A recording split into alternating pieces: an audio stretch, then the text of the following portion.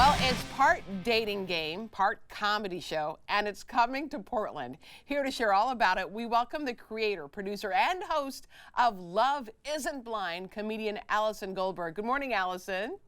Good morning. Thanks for having me. You bet. I love what you do. I don't know how you do it, but it's such a blast to watch. First of all, though, talk to me about how you got into comedy, because didn't you go to Yale?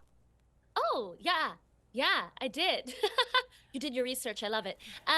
So yeah, I went to Yale and I was really a theater kid, like theater dork all the way, did musicals. And when I graduated, that's what I was doing.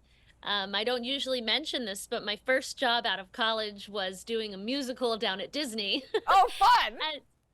And so, yeah, but then pretty quickly I started creating my own work, various projects. So Love Isn't Blind is actually maybe like the fifth or sixth show that I've created.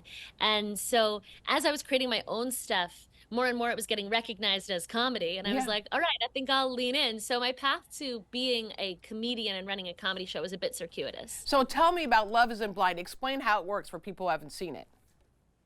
Well, it's a dating show where the men can't speak because, you know, sometimes straight men should be seen but not heard. Yes. Yes. Okay.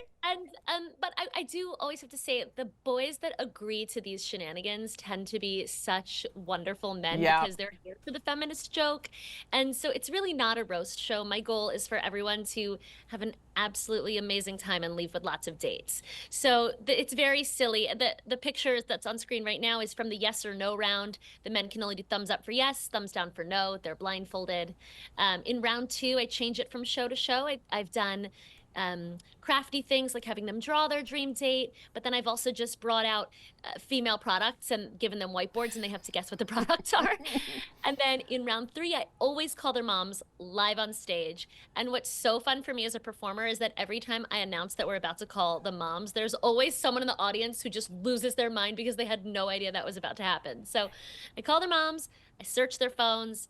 It's an elimination style game show, and then it turns into an after party and everyone mingles and everyone gets dates. It's such a blast to watch, and people say and do the most interesting things. And I love too that you said the guys really are very sweet guys. If they're game to be up there, they're game for the whole thing.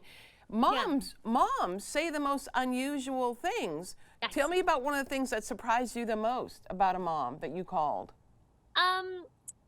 Well, actually, that guy right there, who's laughing with his head back, his mom told us about the time they got high together. Oh, I'm so sorry, but I shouldn't say that on the news. And then it's legal, right? And then another mom, my favorite still was probably when I said, what are you looking for in a daughter-in-law? And this woman took this long pause and just said, honestly, fertility. And the audience screamed. I've also had moms throw their sons under the buses. This one mom, I said, why do you think he would make a great partner? And she said, I don't. I don't know if she was kidding. It was very confusing. Yeah. Oh my gosh. Well, yeah, moms reveal like the most ridiculous things about their adult sons, like that they did when they were 3 or 4.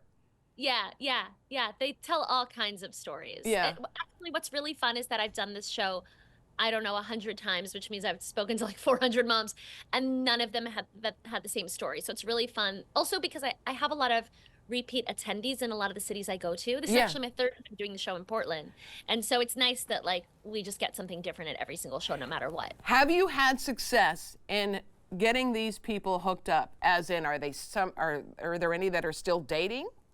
So I have a shocking number of success stories. And in fact, I already have a Portland success story. Whoa. So yes, I joke that my own success rate is questionable. It's not necessarily from all the people on stage, but I try to just create a space that is really welcoming and inviting for couples too. If you're in a relationship, I tell you, you have a moral and legal obligation to wing person the single people. So there's something for everyone, but the result is everybody's meeting each other. So my first Portland bachelorette from last September is still very seriously dating a guy she met in the audience that night. And that same night, I had this wonderful bachelor. He's so sweet. He does amazing work in Portland. He runs this nonprofit called Taking Ownership. Anyway, he was eliminated first, but he told me after the show, he's like, just doing the show gave me the confidence to ask out this girl I've had a crush on for a while. And now they've been dating ever since. And last week they sent me a video of them in Mexico together. Oh, I love this. Okay, so how does anyone who wants to take part and become a bachelor or bachelorette, how do they get involved? How do they become a part of the show? So I am trying to make real matches, and I'm also trying to get really wonderful people, but also like local kind of characters. Like Yeah. I'm not local, but I want it to feel really local to Portland. So I actually Zoom with everyone who we think might be a good mix for this next show. I vet them. I try to figure out who makes sense together. Even from a guy's perspective, like I love that there are bromances coming out of the show. So chemistry can we get on stage together? So the result is, if you want to do the show, we're all set for next week, but please apply because I would love to be coming back to Portland every couple months. And so if you go to loveisn'tblind.com, you can apply. You can also nominate your single friends. So if you're watching and you're not single, you can still nominate your friends. But you can very much just show up in the audience and watch the shenanigans on Wednesday night. And I sincerely hope that everyone watching will come join us. I know that you, I don't know a lot about you, but I do know that you like to hike. And I hope you plan to do some hiking here while you're in Portland.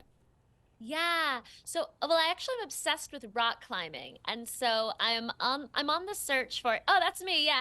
I'm looking for anyone in Portland who wants to rock climb. I would love to have a rock climbing buddy in every city that I go to. Oh, you'll find one for sure. You do great work, and it's very entertaining. We want to tell everyone you're going to be at Helium on Wednesday, and we're going to put all the information that Allison talked about on our website at k2.com. Allison, thank you so much. I love the earrings, by the way. That's fun. Thank you so much, and thanks for having me. You bet. All right, we'll be right back with more AM Northwest. Don't go anywhere.